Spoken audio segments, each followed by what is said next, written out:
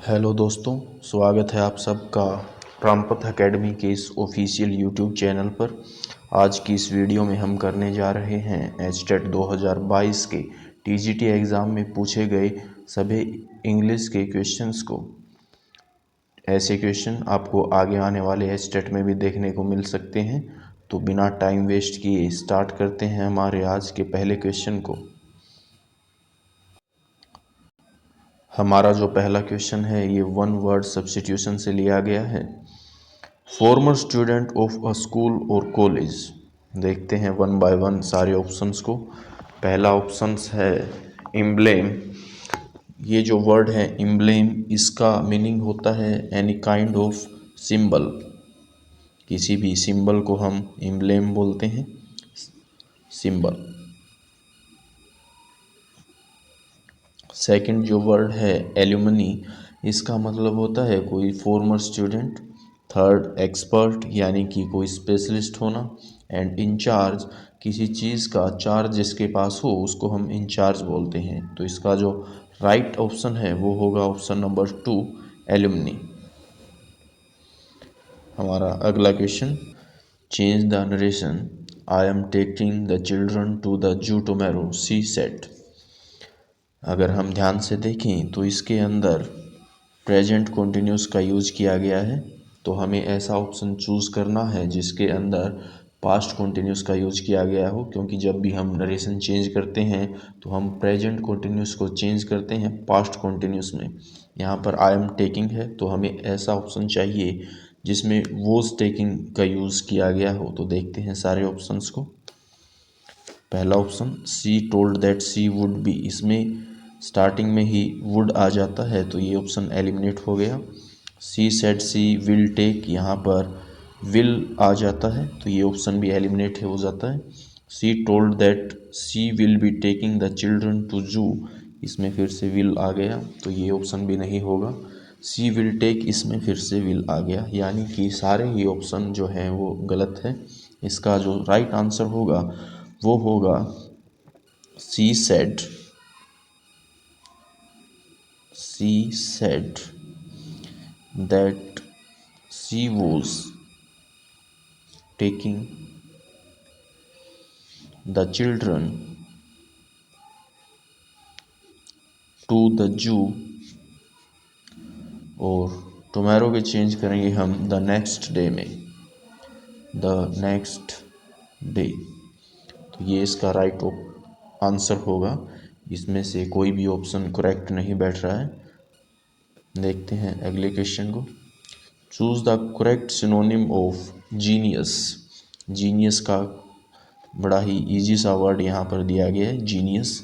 अगर हम बात करें फर्स्ट ऑप्शन हैप्पी, नहीं होगा क्योंकि हैप्पी का मतलब होता है खुश होना। चीयरफुल, फिर से खुश होना नहीं होगा। टैलेंटेड जो वर्ड है ये इसका राइट ऑप्शन हो सकता है। अगला देखते हैं कंफर्ट, ये भी नहीं होगा। तो एक ही ऑप्शन हमारे पास बचता है टैलेंटेड। देखते हैं अगले क्वेश्चन को। हमें राइट प्रेपोजिशन बतानी है इस सेंटेंस के लिए। He has not yet recovered dash his illness।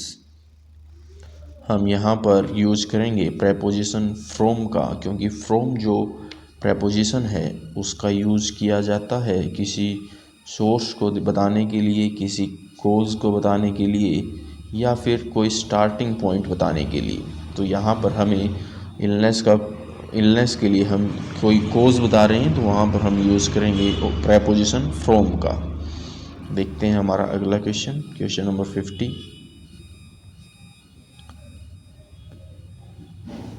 Choose the option that bring out the meaning of underline idiom. Idiom का मीनिंग बताना है हमें कि कौन सी ईडियम का मीनिंग जो है उस ऑप्शन में दिया गया है। A lion's share of India's annual budget is for defense। A lion's share जो इडियम है इसका मीनिंग होता है a large part, एक मेजर पार्ट। तो अगर बात करें ऑप्शन की, जो ऑप्शन फर्स्ट में दिया गया है मेजर शेयर, यानी कि शेयर का एक जो बजट है उसका एक मेजर पार्ट डिफेंस को दिया गया है। देखते हैं अगला question. Select the correct antonym of gloomy. Gloomy means उदासी, और इसके एंटोनिम की हम बात करें तो फर्स्ट एंटोनिम दिया गया है प्रेज, यानी कि किसी की प्रशंसा करना। कोर्स का मतलब फिर से होता है अनरिफाइंड, जो कि अच्छे तरीके से कोई चीज़ प्रेजेंट ना की गई हो। थर्ड ऑप्शन हमारे सामने है चीयरफुल, यानी कि हैप्पी। और फोर्थ ऑप्शन है डिसमिल। डिसमिल हम बोलते हैं किसी नोबल व्यक्ति को, उदार व्यक्ति जो हो। तो ग्लोमी मीन्स उदासी, और चीयरफुल मीन कोई हैप्पी पर्सन, कोई खुशी की बात। तो इसका जो राइट ऑप्शन है वो होगा ऑप्शन नंबर थर्ड, यानी कि चीयरफुल। हमारा अगला question, choose the appropriate conjunction for the blank. I shall not go dash I am invited। यहाँ पर बात कर रहे हैं कंडीशन की कि जब तक उसको इनवाइट नहीं किया जाएगा वो नहीं जाएगा। अगर हम देखें कंजंक्शन जो है अनलेस, ये इसके लिए यूज की जाएगी कंडीशन को बताने के लिए। हमारा अगला question, change the narration to reported speech, choose the right option. हमें चेंज करना है इसमें डायरेक्ट स्पीच को इनडायरेक्ट स्पीच में। Who has been using my typewriter said mother.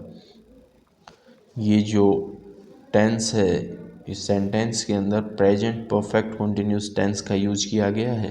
तो इसको जब हम चेंज करेंगे तो चेंज करते टाइम हमें यूज करना है पास्ट परफेक्ट कंटिन्यूस का, यानी कि हमारे पास स्ट्रक्चर होना चाहिए had plus been plus first form of verb plus ING. देखते हैं ये वाला जो स्ट्रक्चर है किस ऑप्शन में बन रहा है। देखिए ध्यान से, जो फर्स्ट ऑप्शन है इसमें हैज़ बीन आ जाता है, इस वजह से ये ऑप्शन एलिमिनेट हो गया। सेकंड ऑप्शन में वॉज यूजिंग, यानी कि पास्ट कंटिन्यूस यूज किया गया है। थर्ड ऑप्शन है हैड बीन यूजिंग, यानी कि राइट जो पास्ट परफेक्ट टेंस है उसका यूज ऑप्शन नंबर 3 में किया गया है। तो यही इसका करेक्ट आंसर होगा। देखते हैं अगला question, correct meaning of underline phrasal verb. एक फ्रेजल वर्ब दी गई है सेंटेंस में, who can say what will turn up next. जो फ्रेजल वर्ब है टर्न अप, इसका हमें मीनिंग बताना है। जो फ्रेजल वर्ब होती है टर्न अप, इसका मीनिंग होता है to happen something by chance. तो हम अगर ऑप्शन देखें तो जो फोर्थ ऑप्शन है हैपन, ये इसका राइट आंसर होगा। Next question, choose the part of sentence that has error. हमें बताना है कि किस पार्ट में एरर है। She does not resemble to either of her parents. अगर हम देखें सारे ऑप्शंस को ध्यान से, तो जो फर्स्ट ऑप्शन है शी डज नॉट, इसमें कोई एरर मुझे दिखाई नहीं दे रहा है। अगला जो ऑप्शन है रिजेंबल टू, इसमें एरर है कि ये जो वर्ड है रिजेंबल, ये अपने साथ प्रेपोजिशन टू का यूज़ नहीं करता। रिजेंबल का मीनिंग ही होता है कि किसी के जैसा दिखना, किसी से मेल जोल खाना। इसलिए ये अपने साथ जो प्रेपोजिशन है टू का यूज़ नहीं करता। तो एरर इसी पार्ट में है, यहाँ पर टू का यूज़ नहीं होना चाहिए था। तो ऑप्शन नंबर 2 इसका राइट आंसर होगा, बी पार्ट में एरर है।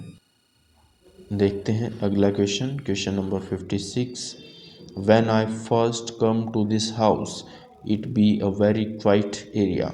अगर इसको हम ध्यान से देखें तो ये जो सेंटेंस है ये व्हेन से स्टार्ट हुआ है, और व्हेन के बाद हम हमेशा वर्ब की पास्ट फॉर्म का यूज़ करते हैं। और पास्ट फॉर्म जो है दोनों came and was second option में दी गई है। तो यही इसका राइट आंसर होगा। हमारा अगला question, question number 57, Peter try to come in quietly but his mother hear him. Sentence में ऐसे एक्शन के बारे में बता रहा है जो पास्ट में हुआ है, तो दोनों वर्ब हम सिंपल पास्ट टेंस में यूज़ करेंगे। इसके ऑप्शन की अगर हम बात करें तो फर्स्ट ऑप्शन में दोनों की दोनों पास्ट फॉर्म हमें दी गई है, ट्राइड एंड हियर्ड। यही इसका राइट आंसर होगा। देखते हैं हमारे अगले क्वेश्चन को। Question number 58, change the voice from active to passive and select the correct option. Bees make honey. अगर हम देखें तो इसमें सिंपल वर्ब की फर्स्ट फॉर्म का यूज किया गया है, यानी कि सिंपल प्रेजेंट टेंस का यूज किया गया है। और जब हम चेंज करते हैं सिंपल प्रेजेंट टेंस को तो पैसिव वॉइस में हमें is am are plus verb की थर्ड फॉर्म चाहिए।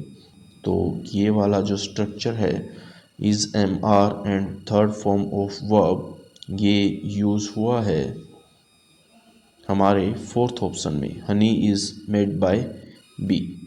यही इसका राइट ऑप्शन होगा। नेक्स्ट क्वेश्चन, हमें फिर से वॉइस चेंज करना है। Somebody has put out the light. सबसे पहले हम ऑब्जेक्ट को सब्जेक्ट की जगह लेकर आते हैं, तो हमारे पास ऑब्जेक्ट है the light. The light first में द लाइट। और अगर हम देखें ऑप्शन नंबर 3 तो इसमें समबडी का यूज किया गया है, यानी कि ये ऑप्शन यहाँ से एलिमिनेट हो जाता है। 3 ऑप्शन अब हमारे पास बचते हैं। और अगर देखें हम इस सेंटेंस को तो इसमें है हैज़ पुट, यानी कि प्रेजेंट परफेक्ट टेंस यूज किया गया है। तो यहाँ पर हम जब इसको चेंज करेंगे तो यूज़ करेंगे इसके साथ हैज़ बीन का, क्योंकि हमारे पास जो सब्जेक्ट है वो अब है द लाइट। और देखिए ऑप्शन नंबर 2 में the light has been put out by somebody, यही इसकी करेक्ट फॉर्मेशन होगी। हमारा अगला question, select the correct preposition for the blank. I shall do it dash pleasure. यहाँ पर हम यूज़ करेंगे प्रपोजिशन विद का, जो कि गिवन है सेकंड ऑप्शन में। ये जो प्रपोजिशन है विद, इसका यूज़ किया जाता है कोई मैनर या एटीट्यूड एक्सप्रेस करने के लिए कि कोई चीज़ हम किस वे में कर रहे हैं, किस मैनर या एटीट्यूड के साथ कर रहे हैं। तो इसका जो करेक्ट ऑप्शन होगा वो होगा ऑप्शन नंबर 2 विथ। तो दोस्तों ऐसे क्वेश्चन आपको आगे आने वाले एग्ज़ाम में भी ज़रूर देखने को मिल सकते हैं।